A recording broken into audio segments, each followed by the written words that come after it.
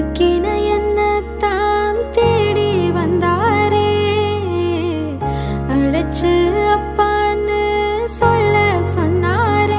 நானும் நல்லவன் தான் என்று எனக்கு புரிய வச்சாரே.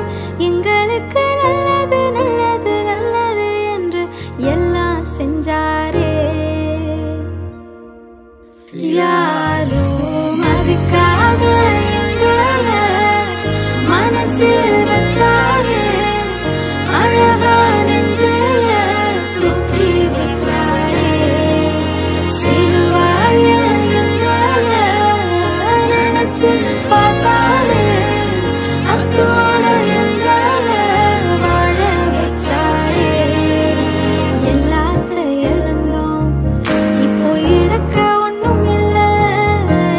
என்ன சந்தோஷம் இப்போ